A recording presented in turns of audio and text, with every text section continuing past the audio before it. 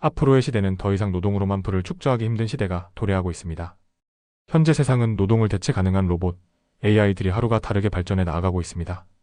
우리는 현재 급속도로 변해가는 세상에서 적응하고 살아나가기 위해서는 우선 돈으로부터의 독립이 필요합니다. 오늘 소개시켜드릴 책이 여러분에게도 돈으로부터 독립하는데 조금이라도 도움이 될 수 있길 바랍니다.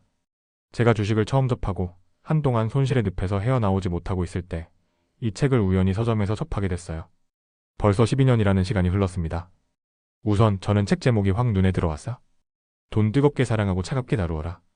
최근 미국과 이란 전쟁 속에서도 코스피는 6천을 돌파하고 나스닥도 최고치를 갱신하고 있는 이 시점에 이 책을 통해 우리가 주식시장을 어떻게 바라보고 어떻게 임해야 하는지에 대해 내용을 공유하고자 해요.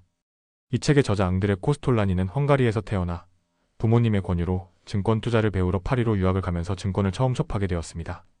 그는 이 책을 끝으로 고인이 되었지만 투자를 시작한 1917년 이후 한순간도 휴지 않고 돈과 주식에 몰두하며 지냈으나 결코 금전숭배주의자는 아니었습니다.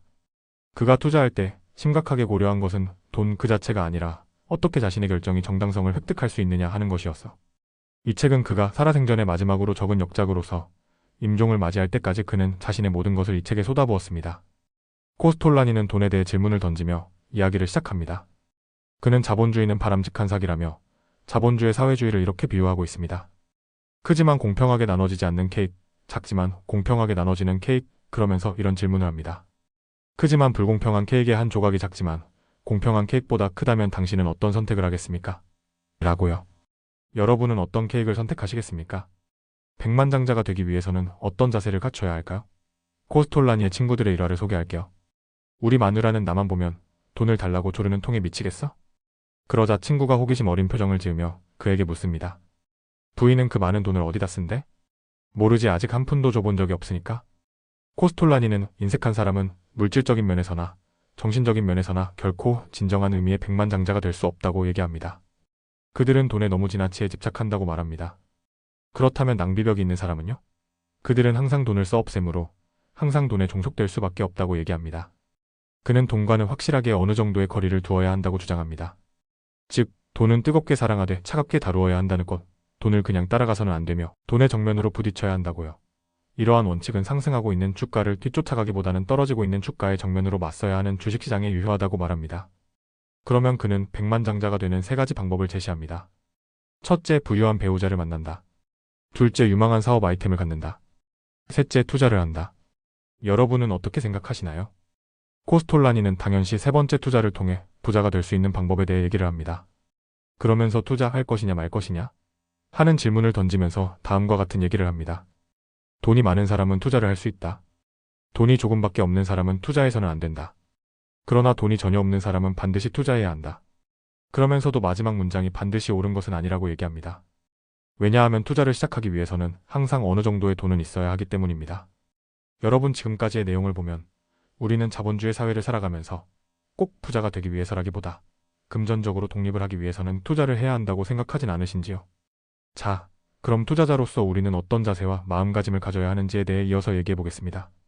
코스톨라니는 투자에는 채권, 원자재, 외환, 부동산, 주식이 있는데 그중 주식이 진짜 투자라고 얘기를 합니다. 왜냐하면 주식은 장기적인 상승 운동이라는 장점을 가지고 있기 때문이라고 합니다. 그는 이 책에서 투자자는 지성인이며 정치와 경제를 진단하고 예측해서 그것을 토대로 수익을 창출하고자 심사숙고하는 증권거래인으로 정의하고 있습니다. 그러면서 투자를 세 분류로 나누고 있습니다. 단기 투자자, 장기 투자자, 순종 투자자. 사실 코스톨라니는 단기 투자자를 투자자로 인정하지 않고 있습니다. 단기 투자자는 진지한 숙고도 하지 않고 이렇다 할 전략도 짜지 않으며 그저 룰렛게임과 같이 임하기 때문이라고 합니다. 하지만 단기 투자자는 이 주식시장에 꼭 필요한 존재라고 얘기합니다. 그들이 많을수록 시장이 커지고 유동적이며 상승이나 하강 국면의 불안정한 움직임을 안정적으로 자리를 잡아줄 수 있는 역할도 한다고 합니다. 다음, 장기 투자자에 대해 얘기를 하는데 노년의 대책이나 후손들에게 유산으로 남기기 위해 투자를 하는 주체로 각 국가의 연기금 같은 곳으로 비유를 하고 있습니다. 이러한 주체는 시세 변화에 관심은 없고 우량주에 여러 국가의 분산해서 투자를 한다고 합니다. 마지막으로 순종 투자자에 대해 얘기를 하는데 장기적인 전략가라고도 표현을 합니다. 이들은 지적인 구조와 전략을 세우고 여러 사건을 비교 평가하며 독자적인 자신만의 아이디어를 갖는 게 단기 투자자와 명확한 차이점이라고 얘기합니다. 작은 흐름에 움직이지 않고 기존의 판단에 위배될 때에만 움직인다고 합니다. 그렇다면 우리는 어떤 투자자가 되는 것이 맞을까요? 저는 개인적으로 돈이 많이 없고 주식 투자가 메인으로 투자를 시작하는 투자자라면 단기와 순종 투자 두 개를 병행해서 진행해야 한다고 생각합니다. 왜냐하면 순종 투자의 특징은 특정 기간에 기하급수적으로 상승하는 경향이 강하기 때문입니다. 그때 오기까지는 단기적 투자를 병행하면서 수익을 내어야 결국 끝까지 살아남을 수 있기 때문입니다. 그러면서 투자자가 되기 위해서는 기꺼이 위험을 감수하겠다는 정신적 준비 운동이 필요하다고 합니다. 왜냐하면 성공에 엄청난 수익을 얻을 수도 있지만 반대로 엄청난 손실로 인해 빈털터리가 될 수도 있기 때문입니다. 이어서 코스톨라니는 주가를 움직이는 것들에 대해 다음과 같이 얘기합니다. 주식시장은 매일매일 쏟아지는 뉴스와 경제 지표 속에서 변덕스러운 주식시장을 해석하기 위해 각자가 나름대로의 논리와 이유를 찾기 위해 바쁘다고 한다. 하지만 코스톨라니는 주식시장의 이런 변덕에 대해 항상 냉정함을 유지하고 왜 이렇게 변덕스러운지에 대해 어떤 논리적 설명도 찾으려고 하지 말라고 한다. 그러면서 주식은 공급이 수요보다 많으면 주가는 떨어지고 수요가 공급보다 많으면 올라가고 공급과 수요가 맞으면 횡보를 한다고 설명한다. 그리고 중단기적인 시각으로 보면 반드시 우량 주식이 상승하고 부실 주식이 하락한다고 보장할 수는 없다. 하지만 확실한 것은 수요가 공급을 초과하면 주가는 반드시 오른다는 것이다. 장기적으로 영향을 미치는 요소로 첫 번째 경제 발전을 얘기하고 있습니다. 현재 돌아가는 세계 경제를 정확히 관찰하고 분석해야 한다고 합니다. 별 장애요인 없이 경제가 성장해 간다면 주가는 동반 상승할 것이고 그로 인해 많은 단기 투자자들도 수익을 낼 수 있다고 합니다. 여전히 단기 투자는 여러 해 동안 주식을 보유하고 있는 결과보다는 좋지 않다고 얘기합니다. 이어서 중장기적으로 영향을 미치는 요소로는 크게 돈과 심리라고 얘기합니다. 돈이 없으면 아무리 전망이 좋고 평화가 지속되어 경기가 좋아도 주식 거래가 성립되지 않으며 투자 심리가 부정적이어서 누구도 주식을 사고자 하지 않으면 주가는 상승하지 않는다고 합니다. 그렇다면 2026년 4월 15일 현재 국내 주식시장은 어떻게 진단을 내릴 수 있을까요? 저는 현재 모든 것이 주식시장의 상승의 신호를 주고 있진 않은지 조심스럽게 판단을 해봅니다. 여러분 생각은 어떤지 댓글로도 남겨주세요. 다음으로는 경기에 대해 얘기를 하는데 주식시장은 경기와 항상 같은 방향으로 전개되는 것은 아니라고 얘기합니다. 불경기에는 소비가 줄고 저축이 상승하는 경향이 있으며 저축액 일부가 직간접적으로 주식시장에 흘러들어오고 결과적으로 주식의 수요가 늘면 주식 배당금이 감소하고 기업 이윤이 줄어들고 주가는 상승하기도 한다고 합니다. 다음으로 인플레이션에 대해 얘기를 하는데 인플레이션은 주식에 어떤 부정적 영향을 끼치지 않는다고 하면서 인플레이션에 대항하는 싸움은 해로울 뿐이라고 합니다.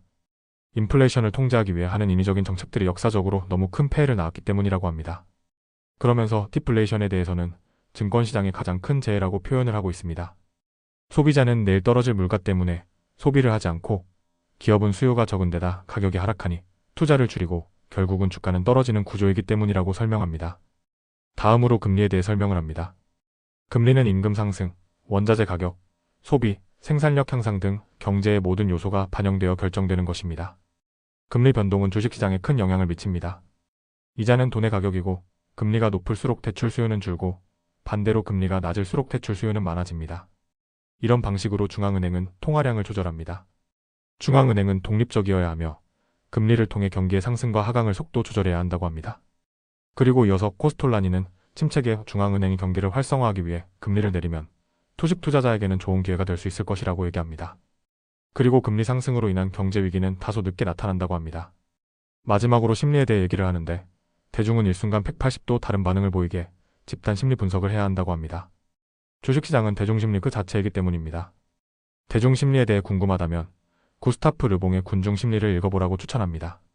당신은 부와 대동파인가, 소심파인가? 라는 질문으로 증권심리학에 대한 파트를 시작합니다.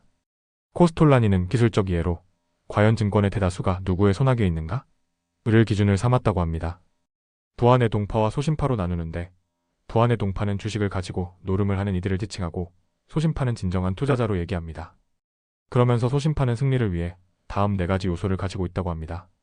돈, 생각, 인내, 그리고 행운. 여기서 돈은 부채 없는 온전한 자기 돈을 의미합니다. 코스톨라니는 여러 경험을 통해 절대 빚을 내서 투자하지 말라고 말합니다. 빚을 내며 주식을 할 경우 상승할 때는 괜찮은데 하락할 때는 하락이 하락을 부르듯 단시간에 증거금 부족으로 인해 청산 가능성이 크고 그 손해는 자금을 0으로 만들어버릴 수 있기 때문인 것 같습니다. 다음은 생각. 생각은 때론 상상력으로 해석할 수도 있습니다. 아인슈타인 말을 빌려 상상력은 지식보다 중요하다고 말을 하고 있습니다. 다음으로는 인내. 증권거래소에서는 머리로 돈을 버는 것이 아니라 엉덩이로 번다라는 말이 있습니다. 우리가 잘 알고 있는 워렌 버핏도 장기 투자 속에서 2010년 이후로 급속히 자산이 증식되듯이 싸게 사서 오래 버티고 있으면 부자가 될 수 있다는 의미입니다. 그렇다고 모든 주식이 다 그런 건 아니니까 항상 잘 판단해야 합니다. 마지막으로 행운, 투자자에게 있어 운은 분명히 따라야 하는 한 요소입니다. 전쟁, 자연재해, 정치적 혼란, 새로운 발명, 사기 등은 투자자의 판단 기초가 되었던 여러 전개 조건을 흔들어 놓을 것입니다. 코스톨라니는 얘기합니다. 이 네 가지 요소 중에 하나라도 빠지면 부안의 동파 투자자가 된다고요. 여러분은 현재 부안의 동파인가요? 아니면 소신파인가요? 저는 아직 부안의 동파에 속하는 것 같아요. 하지만 저도 소신파가 되기 위해 꾸준히 노력해 나가고자 합니다. 여러분들도 꼭 소신파가 되어 여러분의 자산을 증식해 나가시길 바랍니다. 이제 하이라이트 코스톨라니의 달걀에 대해 얘기를 해보고자 합니다. 주식 투자자라면 한 번은 들어봤을 법한 내용일 겁니다. 투자의 진입 시기를 달걀로 비유하여 설명을 하는데 조정 국면, 적응 국면 혹은 동행 국면, 그리고 과장 국면이 있다고 설명합니다. 상승 조정 국면은 거래량도 적고 주식 소유자의 수도 적다. 상승 동행 국면, 거래량과 주식 소유자의 수가 증가한다. 상승 과장 국면, 거래량은 폭증하고 주식 소유자의 수도 많아져 최대점을 이룬다. 하락 조정 국면, 거래량이 감소하고 주식 소유자가 서서히 줄어든다. 하락 동행 국면, 거래량은 증가하나 주식 소유자의 수는 계속 줄어든다. 하락 과장 국면, 거래량은 폭증하나 주식 소유자의 수는 적어서 최저점을 이룬다. 코스톨라니는 상승 조정 국면과 하락 과장 국면에서 매수, 상승 동행 국면에서는 기다리거나 기존 주식 계속 보유, 상승 과장 국면과 하락 조정 국면에서는 매도, 하락 동행 국면에서는 기다리거나 현금을 보유하는 방식으로 매매를 하면 좋다고 권장합니다. 주식 투자에 있어 내가 보유한 종목이 어느 국면에 위치해 있는지 파악하는 것이 무엇보다 중요한 것 같습니다.